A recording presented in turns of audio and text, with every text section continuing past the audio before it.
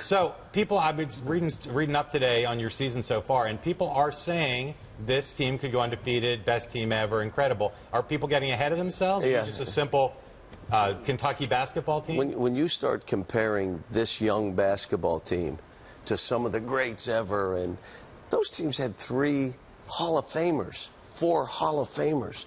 We're just a young team that's really played well. The story is that we're platooning. In other words, you're an NBA level player. They're saying you're a top 5 pick. I'm playing you 20 minutes a game. Now, if you were the parent of that son, how would you feel? I'd be looking at a transfer. Yeah, you're at like a normal school. Right, but here's what's happened. They've come together, they trust us, they trust each other, and it's working. They're playing, they're feeding each other. I start one half the first half, start the game, and I start the other half the second half. But then how do you manage that? Because these boys have different motivations than you do. They could be the #1 all-star at pretty much any other school. How do you manage the fact that they're only giving them 10, 20 minutes a game? Well, they can't like 20. it. It's 20. But here's what I would say to you.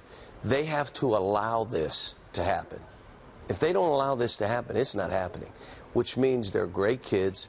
Their families have entrusted me with their sons. And I think, Mark, you guys know, Stephanie, the results, we've had 19 players drafted the last 5 years. And what is in your recruiting special sauce to make that happen? I mean, that's a ridiculous it's developing players, too. We've had players that they would say, there's no way Eric Bledsoe, he didn't play in the McDonald's game, the Jordan game. How is he? And he comes to New York and gets 25 on the Knicks. I mean, the kid signed a $70 million deal, but it's also developing young people. I mean, we don't make promises. We can't promise you you'll start or how many minutes. If you want 30 points a game in the face of the program, you're going to have to go somewhere else, because we're all coming together and sacrificing here. And they benefit by it. True or false, your team playing as well as you played against UCLA could beat the Nets? No. Come on. No, I sat and watched Philadelphia play and saw how hard Brett has those guys playing. Yeah. And when everybody said we could beat Philly, they beat us by 30. I'm just telling you, they play hard.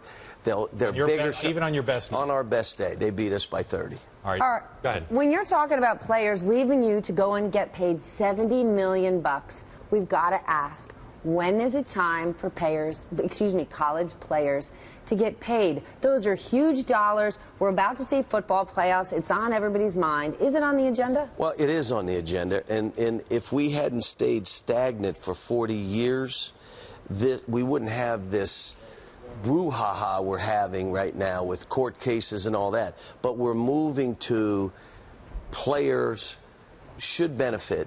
How we do that, that's still, people are at odds with that. But I think, again, some of the stuff feeding them. We argued about feeding them. Like, wait a minute now.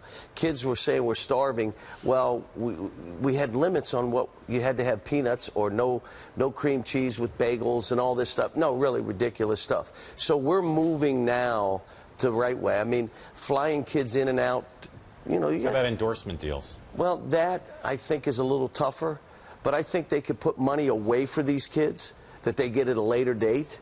There's all kind of things. I mean, we don't even fly parents to championship games. So you had Brandon Knight, a straight-A student, makes the winning shot over here in Newark. His parents could not be at the game. They couldn't afford to be there. Now, they came to the Final Four. They made it happen. But we should take the parents with us. I mean, there's $6 billion in this NCAA basketball tournament.